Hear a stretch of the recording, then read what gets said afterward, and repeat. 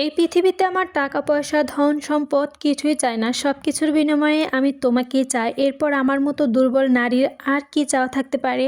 ভাসিয়ে দিয়েছি নিজেকে, উজাড় করিয়ে দিয়েছি, কিছু বাকি রাখিনি, তিল পরিমাণ ফাঁকও রাখিনি হৃদয়ে। যেখানে স্বামীর অস্তিত্ব নেই, এভাবে কেটে দিল কিছুদিন। কোথাও বাহিরে গেলে 1-1.5 ঘন্টার জন্য বাড়িতে এসে ইশারায় আমাকে ডাকতো, কাছে গেলে ঘরের দরজায় লাগিয়ে দিয়ে বলতো, কাছে এসো, কতক্ষণ তোমাকে দেখিনি, হাত দিয়ে দেখো আমার বুকের ভেতরটা জ্বলে যাচ্ছে, তাড়াতাড়ি আমার বুকটা ঠান্ডা করে দাও। আমাকে টেনে বুকে ধরে রাখতো। আমি জোর করে ছুটে যেতে চাইলেও, কি ব্যাপার, আমার বুকের মধ্যে থাকতে তোমার ভালো লাগে না, এমন করছো কেন, কেউ দেখে ফেললে।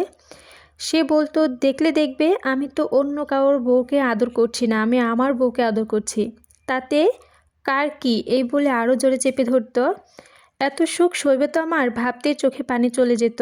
এত পূর্ণ কি আমি করেছি, এত বড় ভাগ্য নিয়ে আমার জন্ম হয়েছে। আমার স্বামী আমাকে এত ভালোবাসে, এটা দেখে হিংসায় জ্বলে মরতো আমার শাশুড়ি ননদেরা। বিয়ের প্রায় 7-8 মাস কেটে গেল। আমার শ্বশুরবাড়ির পাশের বাড়িতে একটা বান্ধবীর বিয়ে হয়েছে কয়েকদিন আগে। আমি আমার ননদকে নিয়ে দেখা করতে গিয়েছিলাম। আমার বান্ধবী আমাকে দেখে ওর ঘরে টেনে নিয়ে বলল, কিরে কেমন আছিস। বললাম, ভালো আছি। আরও কাছে টেনে নিয়ে বলল, তোর স্বামী তোকে ভালোবাসে। তো আমি বলেছিলাম, খুব সুখী, জানিস তো, আমাকে পাগলের মতো ভালোবাসে। লাবণী হঠাৎ করে বলে ফেলল, মইনের চেয়েও বেশি ভালোবাসে। মইনের নাম শুনে থেমে গেলাম। মনে মনে ভাবছিলাম, মইনকে সত্যি কোনোদিন আমাকে ভালোবেসেছিল। আমাকে ধাক্কা দিয়ে লাবণী বলে, কিরে কি ভাবছিস, বলিস না তো, মইনের থেকেও কি বেশি ভালোবাসে। আমি বললাম, মইন তো আমাকে কোনোদিনও ভালোবাসেনি, আমি ভুল ভেবেছিলাম। এ তুই কী বলছিস মনি, মইন তোকে ভালোবাসেনি? সে এখন তোর জন্য পাগল প্রায়। তোর বিয়ে হবার পর আমার কাছে অনেক দিন এসেছিল, সারাক্ষণ কান্নাকাটি করতো।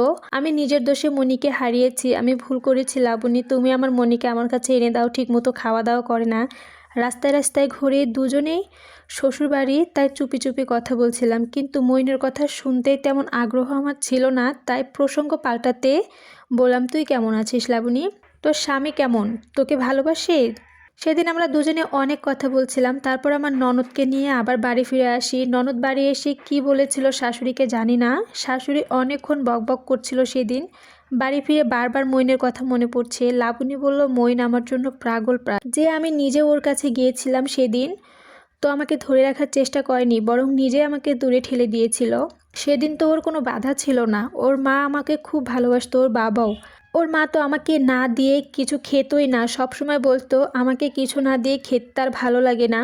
তার কাছে আমার আর মইনের মধ্যে কোনো ফারাক ছিল না। সে বলতো, মইনের জন্য যেমন লাগে তোর জন্য ঠিক আমার তেমনই লাগে, আমার সংসার ঘর, তুই তো আমার সংসারে, আমার ঘরের লক্ষ্মীর ছোঁয়া। তাহলে মইন আমাকে কেন দূরে সরিয়ে দিয়েছিল? যদি সরিয়েই দিয়েছিল তাহলে এখন কান্না করে কেন? আমি তো ভুলে থাকতে চাই, আমি তো চাই ওকে নিয়ে না ভাবতে। মনের ভাবনাগুলো কঠিন হয়, ভাবতে ভাবতে আমি বিকেল সন্ধ্যা গড়িয়ে গেছে, টেরই পাইনি। আমার স্বামী এসে দাঁড়িয়েছে, আমি বুঝতেই পারিনি। হঠাৎ কাঁধের উপর হাত রেখে আমি চমকে উঠলাম। স্বামী আমার দিকে তাকিয়ে বলল, কী ব্যাপার, কী ভাবছো? চোখের পানিতে যে ঘর ডুবে যাবে, মন খারাপ, কেউ কিছু বলেছে? আমি তাড়াতাড়ি চোখের পানি মুছে বললাম, না তো, কেউ কিছু বলেনি। তুমি কখন এসেছো? সে বলল, অনেকক্ষণ ধরে এসেছি। ডাকুনি কেন?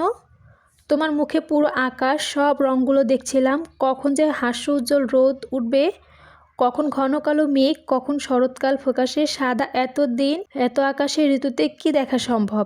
তার চোখের সামনে এমন দৃশ্য হাতছাড়া করতে পারলাম না। ধুত, তুমি যে কি বলো না। মনি, বলো তো কেন কাঁদছিলে? এমন বাবার বাড়ি যেতে ইচ্ছা করছে, আমায় নিয়ে যাবে? 2 দিন থাকবো, তারপর আবার তোমায় নিয়ে চলে আসবো। যাবে আমাকে নিয়ে? স্বামী আমার মুখেই বলল, ঠিক আছে, 2 দিন পর নিয়ে যাব। প্রায় 2 মাস পরে বাবার বাড়িতে গিয়েছিলাম। বাবার সাথে দেখা হলো, কিন্তু যাকে দেখতে এসেছিলাম সে কোথায়? আমি এসেছি সে শুনতে পাইনি। 2 দিন হয়ে গেল তার দেখা নাই। পরের দিন আমার স্বামী আমাকে রেখে চলে গেল, বলে গেল 3-4 দিন পর এসে নিয়ে যাবে। আমিও হাঁপ ছেড়ে বাঁচলাম, যাক বাবা, মইনের সাথে দেখা করা যাবে। কেন আমার সাথে দেখা করতে এলো না? ওর বাড়িতে গেলেই জানা যাবে। মইনের বাড়িতে ঢুকতে দেখি মইনের মা বারান্দায় বসে আছে। আমাকে দেখে বেরিয়ে এলো। কেমন আছো বলে বুকে জড়িয়ে ধরলো। আমি ভালো আছি চাচি, আপনারা কেমন আছেন? বারান্দায় গিয়ে বসলাম। এদিকে ওদিকে তাকিয়ে দেখে চাচি কেঁদে উঠল। কাকে খুঁজছো? মইনকে। সে বাড়িতে নেই, সে ঢাকায় চলে গেছে। কার জন্য বাড়িতে থাকবে? কেন চাচি, কি হয়েছে?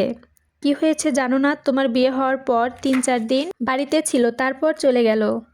যে কতদিন বাড়িতে ছিল তার সাথে কারোর সাথে কথা বলেনি, সারাদিন শুয়ে থাকতো, কিছু জিজ্ঞেস করলে উত্তর দিত না। আমি বুঝতাম কেন আমার ছেলেটা এমন করছে, কিন্তু তখন সব শেষ হয়ে গেছে, কিছুই করার নেই। আমার ছেলেটাকে এত কষ্ট দিলে তুমি। আমার তো কোনো ভালোবাসায় কম ছিল না। আমরা হয়তো ধনী নই, টাকা পয়সা হয়তো কম ছিল, কিন্তু এই সংসারে তোমার ভালোবাসার কোনোদিন অভাব হইতো না। মইনের মায়ের কথা শুনে আমার গলা ধরে আসছিল। কোনো কথার উত্তর দিতে পারলাম না, বলতে পারছিলাম না আমি আপনার ছেলেকে বাড়ি ছাড়া করিনি, আপনার ছেলে আমাকে পর করে দিয়েছে। কিছুদিন যাবৎ আমার শরীরটা ভালো যাচ্ছিল না, কেমন যেন লাগছিল, বুঝতে পারিনি। মাথাটা কেমন লাগতো, কিছু খেলেই বমি বমি লাগতো। ডাক্তার দেখালাম, কোনো লাভ হলো না। কিছুদিনের মধ্যে সমস্যা আরও বেড়ে গেল। এবার ডাক্তার বুঝতে পারলো আসল রোগীটাকে। তিনি হেসে সুখবর আছে। ডক্টরের কথা শুনে তার দিকে তাকিয়ে রইলাম। তিনি বললেন, ভয়ের কিছু নেই, তুমি মা হবে। স্বামী আমার পাশে বসা ছিল। কথাটা শোনার পর আমি তার দিকে তাকালাম, দেখলাম স্বামীর মুখটা কালো হয়ে গেল। আমার দিকে যেন তাকাতেই পারছে না। আমি যেন অনেক বড় ভুল করে ফেলেছি। ডাক্তার সাহেব হেসে বললেন, মিষ্টি নিয়ে আসুন বইয়ের দিকে। আর কতক্ষণ তাকিয়ে থাকবেন? কি ব্যাপার, আপনি বাবা হবেন শুনে খুশি হননি? আপনাকে এত অস্থির দেখাচ্ছে কেন?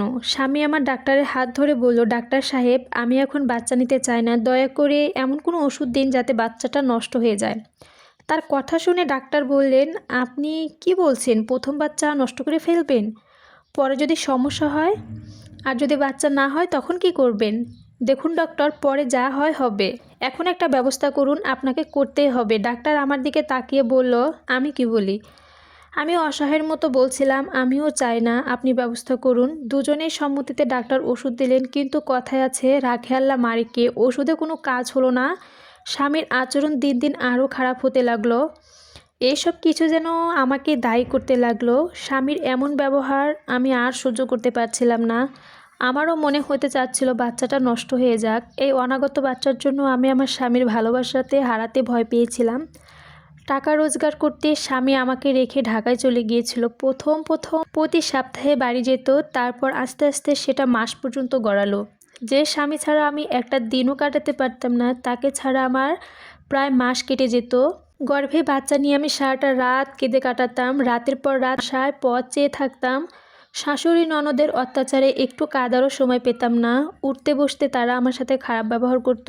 রাতের আঁধার ছিল আমার সবচেয়ে আপনজন। সারাদিন অত্যাচারের পর কখন রাত হবে, কখন একটু প্রাণ খুলে কাঁদতে পারবো, সেই আশায় দিন কাটাতাম। আমার এই অবস্থায় তারা আমাকে কোনোদিন সাহায্য তো দূরের কথা, তাদের ছেলেকে আরও দেরি করে বাড়িতে আসতে বলতেন। আমার শ্বশুর বলতো, এত তাড়াতাড়ি বাড়িতে আসার কি দরকার, এত টাকা নষ্ট হয়, 2-3 মাস পর বাড়িতে আসবে। তাদের কথা শুনে ভয়ে বুকটা কেঁপে উঠত।